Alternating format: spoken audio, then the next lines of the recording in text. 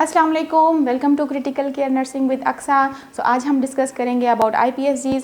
So how many IPSGs we have, what is IPSGs and what is the importance of these IPSGs। So first of all, what is IPSG? IPSG क्या है? IPSG international patient safety goals हैं, okay, जो कि एक हम hospital setup, चाहे वो private हो, चाहे वो इंटरनेशनल लेवल का हो, चाहे वो गवर्नमेंट सेटअप हो, हमने पेशेंट की जो है सेफ्टी के लिए जो है हम ये गोल्स जो हैं वो अप्लाई करते हैं एक हॉस्पिटल सेटअप के अंदर, okay. So how many IPSGs we have? We have 6 IPSGs. The number one is identify patient correctly. The second IPSG is improve effective communication. The third IPSG is improve the safety of high alert medication. The fourth IPSG is ensure correct site, correct procedure, correct patient surgery. The fifth IPSG is reduce the risk of healthcare associated infection. And the sixth IPSG and the last IPSG is very important, reduce the risk of harm resulting from fall. Okay. सो आज की video में जो है वो हम discuss करेंगे कि IPSG 1 को आइडेंटिफाई पेशेंट करेक्टली। सो हम कैसे एक पेशेंट को आइडेंटिफाई करते हैं करेक्टली। जब एक पेशेंट हमारे पास हॉस्पिटल में आता है, all of you know that about hospital के अंदर डिफरेंट डिपार्टमेंट्स होते हैं। लाइक हमारे पास इमरजेंसी डिपार्टमेंट होता है, लाइक हमारे पास आउट पेशेंट डिपार्टमेंट होता है, हमारे पास इन पेशेंट डिपार्टमेंट्स होते हैं, हमारे पास क्रिटिकल एरियाज़ होते हैं, हमारे पास ऑपरेशन थिएटर्स होते हैं, कैथ लैब्स होती हैं। सो इन डिफरेंट एरियाज़ में जब एक पेशेंट आएगा तो हम उसको आइडेंटिफाई कैसे करेंगे कि ये पेशेंट हमारे पास जो है वो पॉजिटिव पेशेंट आइडेंटिफिकेशन हम एक पेशेंट की हम कैसे करेंगे कि पेशेंट करेक्ट है या नहीं है। सो इसी तरह हम स्टार्ट करते हैं फ्रॉम ER। जब हमारे पास एक पेशेंट ER में आएगा तो हम उसको कैसे आइडेंटिफाई करेंगे। जब भी एक पेशेंट हमारे पास ER में आएगा तो हम उसको जो रिसेप्शन स्टाफ है उसको प्रॉपर आइडेंटिफाई करेगा। उसका जो मेंशन 3 फुल नेम होंगे उसके mention in his ID card number, उसके जो नेशनल आइडेंटिफिकेशन कार्ड होता है उसके अंदर जो उसके 3 फुल नेम्स मेंशन हैं उससे जो है वो उसका आइडेंटिफाई करेगा और उसको हॉस्पिटल की तरफ से एक मेडिकल रिकॉर्ड नंबर जो है वो जनरेट करके देगा, ओके। और जब एक पेशेंट जो है वो एक एंटर हो जाएगा सिस्टम में, मेडिकल रिकॉर्ड हॉस्पिटल के सिस्टम के अंदर उसका मेडिकल रिकॉर्ड नंबर जनरेट हो जाएगा, तो all these patient must have ID band. So ये सारी डिटेल जो है वो मेंशन करेंगे एक ID बैंड के ऊपर, ओके।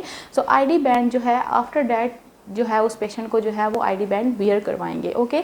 सो जब ये पेशेंट फिर एक डॉक्टर के पास जाएगा कंसल्टेशन के लिए तो डॉक्टर जो है उसको प्रॉपर वेरीफाई करेगा उसके ID बैंड से, जो कि उसकी डिटेल मेंशन है, लाइक 2 आइडेंटिफायर्स, उसके full 3 name and medical record number. इसी तरह जब हमारे पास जो डॉक्टर है उसको प्रॉपर कंसल्ट करेगा और जो ट्रीटमेंट और जो प्रोसीजर्स वो मेंशन करेगा उसकी फ़ाइल में, तो जो नर्स है जब वो उसको अटेंड करेगी तो वो उसको प्रॉपर आइडेंटिफाई करेगी अकॉर्डिंगली। इसी तरह जब हमारे पास ER के अंदर जो है वो मैनी पेशेंट्स आते हैं, लाइक RTS पेशेंट्स आते हैं, road traffic accidents, trauma patients आते हैं, हमारे पास कोमाटोज पेशेंट्स आते हैं, स्ट्रोक के साथ आते हैं। और ऐसे पेशेंट्स जब हमारे पास आते हैं जिनकी कोई आइडेंटिफिकेशन नहीं होती, उस टाइम पे उनके पास कोई ID कार्ड प्रेजेंट नहीं होता, तो उस टाइम पे हम पेशेंट्स को क्या करेंगे, उसको हम एक टेम्प्ररी जो है वो आइडेंटिफिकेशन जो है वो उसको हम देंगे, लाइक अननोन नंबर 1, अननोन। इसी तरह अगर at the same time the other patient will come at the same time तो हम उसको कैसे आइडेंटिफाई करेंगे, उसको भी हम देंगे एक temporary identification like unknown number 1 and unknown number 2। Like first patient को unknown number 1 and second patient को अननोन नंबर 2, बट इनके जो मेडिकल रिकॉर्ड नंबर हैं वो प्रॉपर डिफरेंट होंगे। और इसी तरह जब ये पेशेंट हम एक ER में जो है वो हम उसको रिटेन करेंगे तो ER के अंदर जो है वो ये दोनों डिफरेंट जो पेशेंट्स हैं ये डिफरेंट 2 स्टाफ्स के जो है वो उनको एलोकेट 2 स्टाफ जो है वो एलोकेट करेंगे, ओके। अगर हमने एक ही स्टाफ को जो है वो दोनों पेशेंट्स जो हैं वो असाइन कर दिए तो मिस आइडेंटिफिकेशन के जो चांसेस हैं वो बहुत बढ़ जाते हैं। इसलिए पेशेंट को सेपरेट डिस्टेंस प्लेसेस में जो है वो हम उसको रखेंगे और डिफरेंट 2 जो है वो नर्सेज जो हैं उनको असाइन करेंगे। इसी तरह जब हमारे पास पेशेंट ER के अंदर जो है वो एक बर्न केस के साथ आ जाता है, जिसकी स्किन पूरी जो है वो बर्न है, उसको हम रिस्ट पे जो है वो अप्लाई नहीं कर सकते बैंड, तो उस टाइम पे हम उसको जो है वो कहाँ पे अप्लाई करेंगे, उसके visible area of the gown. इसी तरह जब हमारे पास एक पेशेंट है जो वो अपर लिम्स की एम्पुटेशन के साथ आ जाते हैं तो उनको जो है हम ID बैंड कहाँ पे अप्लाई करेंगे, उनकी लोअर लिम। और अगर लोअर लिम में जो है वो एम्पुटेशन हुई हुई है तो उनको हम कहाँ पे अप्लाई करेंगे ID band, on his visible area of the gown. So इसी तरह जो है हमारे पास पेशेंट्स जो हैं वो डिफरेंट टाइप के आते हैं। लाइक हमारे पास सम टाइम जो है वो पेशेंट्स होते हैं बहुत ओबीज़ पेशेंट्स होते हैं, तो उनको जो है वो हम, जैसे कि आप सबको पता है कि आईडी बैंड जो है वो पेशेंट की जो है वो रिस्ट पर वियर करना चाहिए। ओके, सो अगर हम जो है पेशेंट बहुत ओबीज़ है, उसके रिस्ट पे जो हमारे पास एक स्टैंडर्ड आईडी बैंड है लाइक अडल्ट का और पीडिया का, और हम वो प्लेस नहीं कर सकते, तो उस टाइम पे हम क्या करेंगे, हम 2 आईडी बैंड्स को टुगेदर लेंगे, उनको अटैच करेंगे और फिक्स करेंगे पेशेंट्स की रिस्ट पर। और ID band should be on dominant hand of the patient.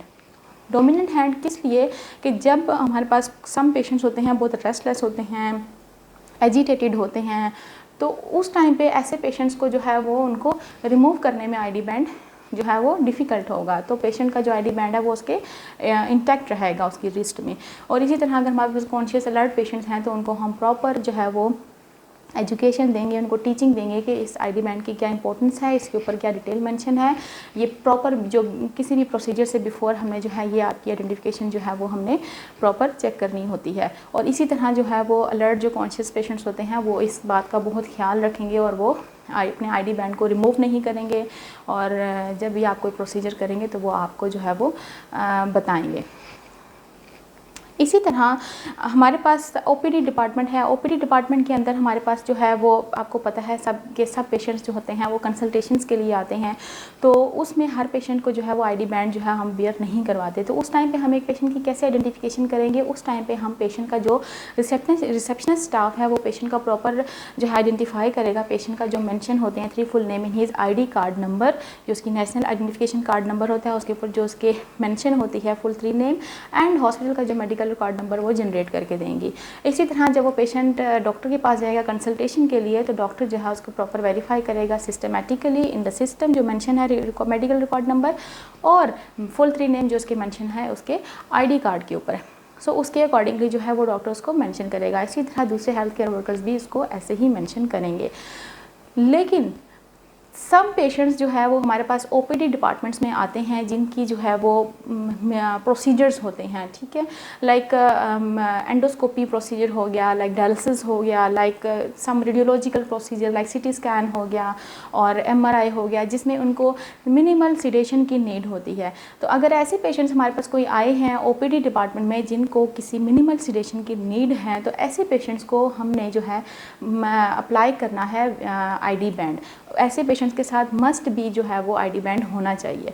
अगर ऐसे पेशेंट्स के साथ नहीं होगा तो आपकी मिस आइडेंटिफिकेशन हो सकती है, आप प्रोसीजर आप नहीं प्रोसीड कर सकते अपना कोई भी। तो ऐसे पेशेंट को मस्ट भी जो है वो आईडी बैंड होना चाहिए। इसी तरह जब हमारे पास न्यू नेटल केसेस आ जाते हैं लाइक लेबर रूम आ जाएंगे और ओआर डिपार्टमेंट आ गया जिसमें हमारे पास सीजरियन सेक्शंस हो रहे होते हैं। सो जो न्यू नेटल बेबी होता है उसको हम कैसे आइडेंटिफाई करेंगे, उसका तो कोई नेम नहीं है, उसकी तो कोई आइडेंटिफिकेशन नहीं है। सो जो न्यू नेटल होता है उसका हमने प्रॉपर एक लेबर रूम के अंदर एक सेटअप होता है जिसमें हमने हमारी निको स्टाफ्स होती हैं, डॉक्टर्स होती हैं, हमारी जो लेबर रूम की स्टाफ्स होती हैं, वो सब जो हैं वो प्रॉपर जो है उसका बेबी स्टेबल है तो वो प्रॉपर उसका इलेक्ट्रॉनिक जो है वो जनरेट करेंगे न्यू आईडी बैंड, जिसके ऊपर जो डिटेल मेंशन होगी वो मेंशन होगी baby mother full 3 name, baby girl और बेबी बॉय लाइक जेंडर उसके ऊपर मेंशन होगा। उसके ऊपर मेंशन होगा date of delivery and time of delivery. और बाज़ दफ़ा हमारे पास मल्टी डिलीवरीज लाइक ट्विन्स होते हैं तो ट्विन 1 और ट्विन 2 मेंशन करेंगे। और ये बैंड जो है वो पेशेंट की एक रिस्ट पे एक फुट पे जो है वो हम अप्लाई करेंगे और पेशेंट को शिफ्ट करेंगे नर्सरी में फॉर फर्दर ट्रीटमेंट और फर्दर मैनेजमेंट। ओके, लेकिन सम टाइम ऐसे बेबीज़ होते हैं और इसके ऊपर हमने बेबी का मेडिकल रिकॉर्ड नंबर मेंशन करना है। ओके, लेकिन सम टाइम पे हमारे पास ऐसे पेशेंट्स होते हैं लाइक सिजेरियन सेक्शंस होते हैं, सी सेक्शंस होते हैं जिनके जो है वो क्रिटिकल बेबीज़ होते हैं जो कि अनस्टेबल होते हैं और उनको हम इतना वेट नहीं कर सकते कि उनको हम इलेक्ट्रॉनिक जो है वो आईडी बैंड उसका जनरेट हो और वो वियर करके हम उसको निको में शिफ्ट करें। सो ऐसे पेशेंट्स के लिए जो निको की स्टाफ है वो मैनुअल आईडी बैंड जो है वो बनाएगी जिसके ऊपर वो डिटेल मेंशन करेगी अपनी पेशेंट्स के मदर फुल 3 नेम, मदर का मेडिकल रिकॉर्ड नंबर, बेबी का जेंडर, बेबी की date of delivery, time of delivery and the twin 1 or twin 2 like that. Okay, so इसके साथ जो है वो बेबी को, और ये जो मैनुअल आईडी बैंड है should be transparent and should be water proof. इसके साथ जो है वो पेशेंट को निको में शिफ्ट कराएंगी और निको की स्टाफ जो है एज सुन एज पॉसिबल जो है वो इलेक्ट्रॉनिक जो उसका आईडी बैंड है उसको जनरेट करके पेशेंट पे अप्लाई करेंगी, बेबी पे अप्लाई करेंगी। सो न्यूनेटल की आइडेंटिफिकेशन हमने ऐसे करनी होती है, ठीक है। लेकिन हम हमारे पास केसेस होते हैं लाइक आईसीयूज़ और क्रिटिकल एरियाज़ और एडमिशन जो इन पेशेंट डिपार्टमेंट्स होते हैं उसके अंदर हम कैसे पेशेंट को आइडेंटिफाई करेंगे। जो भी हमारे पास पेशेंट एडमिटेड होते हैं उनको must be 2 ID bands, okay. ऐसे पेशेंट्स के लिए जो है वो 2 आइडेंटिफाई बैंड होने होते हैं, उसके ऊपर प्रॉपर डिटेल मेंशन होनी होती है, patient's full name, medical record number, his age, gender, all these things, okay. So ऐसी कौन सी सिचुएशंस होती हैं, कौन सी सिचुएशंस हैं और सर्कमस्टांसेस हैं जहाँ पे हम आईडी बैंड को रिमूव करते हैं, okay. So only one situation, okay, when the patient is discharged, when the patient is okay, he is discharged, he will go to home, so that time हम patient को जो है वो उसकी ID band को जो है वो हम रिमूव करेंगे। और आईडी बैंड को जब भी हम रिमूव करेंगे उसको कट पीसेस में करेंगे और डिस्कार्ड करेंगे, ओके। इसी तरह जब भी हमारे पास पेशेंट जो है वो इंटरनली ट्रांसफ़र करते हैं हम वन डिपार्टमेंट से अनदर डिपार्टमेंट, तो उस टाइम पे हम पेशेंट का आईडी बैंड रिमूव नहीं करेंगे। इसी तरह जब हम एक्सटर्नल जो है वो ट्रांसफ़र करते हैं from one hospital to another hospital, so that time पे भी हम जो है पेशेंट का आईडी बैंड रिमूव नहीं करेंगे। और इसी तरह आईसीयूज़ के अंदर और क्रिटिकल एरियाज़ के अंदर सम पेशेंट्स जो होते हैं वो उनकी डेथ हो जाती है, सो डेथ के टाइम पे भी हम किसी भी पेशेंट का जो है वो उस पेशेंट का आईडी बैंड रिमूव नहीं करेंगे। वो अपने आईडी बैंड के साथ ही उसकी जो डेड बॉडी है वो हम फैमिली को हैंड ओवर करेंगे, ओके। सो आज की इस वीडियो में आई होप यू अंडरस्टैंड कि IPSG 1 की कितनी इम्पोर्टेंट है, कैसे कैसे हम यूज़ करते हैं, इसके कितने आइडेंटिफायर्स हैं, और सबसे बड़ी चीज़ कि हम इसको कहाँ कहाँ पर यूज़ करेंगे। सबसे पहली चीज़ जो है, हमने पेशेंट को, जैसे कि मैंने आपको डिटेल से बता दिया कि जब भी एक पेशेंट एक हॉस्पिटल सर्विसेज रिसीव करेगा, एक हॉस्पिटल में एंटर होगा, तो उस टाइम पे हमने पेशेंट को आइडेंटिफाई करना है। इसके बाद जब भी कोई पेशेंट जो है वो कोई भी मेडिकेशन ट्रीटमेंट ले रहा है, लाइक कोई भी मेडिसिन हम एडमिनिस्टर कर रहे हैं, चाहे वो हाई अलर्ट मेडिकेशन हो, चाहे वो नार्कोटिक हो, चाहे वो रूटीन मेडिकेशन लाइक एंटीबायोटिक हो, दैट टाइम हमने उसको आइडेंटिफाई करना है प्रॉपर पेशेंट को। इसी तरह जब भी हमारे पास जो पेशेंट्स होते हैं जिनकी हमारे पास ब्लड एक्सट्रैक्शंस होते हैं, मैनी स्पेसिमेन कलेक्शन होती है, लाइक स्टूल कलेक्शन होती है, यूरिन कलेक्शन होती है, और ब्लड जो है वो एक्सट्रैक्शन होती है, तो उस टाइम पे जो है हमने पेशेंट को जो है प्रॉपर आइडेंटिफाई करके उसका प्रॉपर लेबल लगा के हमने सेंड करना है। इसी तरह हमारे पास जो है सम जो होते हैं रेडियोलॉजिकल प्रोसीजर्स होते हैं, MRI, CT स्कैन, सो ऐसे तमाम प्रोसीजर्स के लिए जो है हमने पेशेंट को प्रॉपर आइडेंटिफाई करना होता है। इसके अलावा जैसे क्रिटिकल एरियाज़ के अंदर हमारे पास डिफरेंट इन्वेसिव प्रोसीजर्स होते हैं, like arterial line insertion, dialysis catheter insertion, CVC insertion, so ऐसे तमाम जो हमारे पास जो प्रोसीजर्स होते हैं इन्वेसिव, उनके लिए जैसे ट्रैकियोस्टमी ट्यूब इंसर्शन, तो ऐसे तमाम प्रोसीजर के लिए जो है वो हमने पेशेंट को आइडेंटिफाई करना होता है प्रॉपरली। और अगर हम आइडेंटिफाई नहीं करेंगे, मिस आइडेंटिफिकेशन होगी, तो पेशेंट की हेल्थ पर जो है बहुत इसके हार्म इफेक्ट होंगे, ओके। और इसी तरह जब भी हमने ब्लड ट्रांसफ्यूजन जो है वो करनी है, या ब्लड ट्रांसफ्यूजन के प्रोडक्ट्स जो हैं वो पेशेंट को ट्रांसफ्यूज़ करने हैं, तो उस टाइम पे हमने जो है पेशेंट को प्रॉपर डबल आइडेंटिफाई करना होगा। हाउ, जो हमारे पास at the time of blood extraction, like अगर हमने क्रॉस मैच पेशेंट का भेजना है, उस टाइम पे भी 2 नर्सेज जो है वो हमारे पास अवेलेबल होनी चाहिए।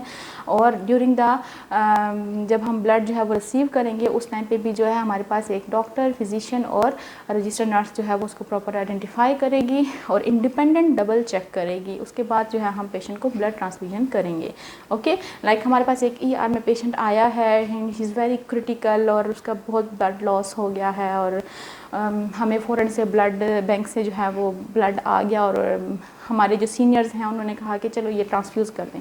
Never ever you transfuse this type of blood, okay. जब तक आप उसकी प्रॉपर आइडेंटिफिकेशन नहीं करेंगे, उसका ब्लड ग्रुप मालूम नहीं करेंगे, उसको जो है proper double identification, double and independent identification नहीं करेंगे, आप किसी भी पेशेंट को ब्लड ट्रांसफ्यूजन नहीं कर सकते।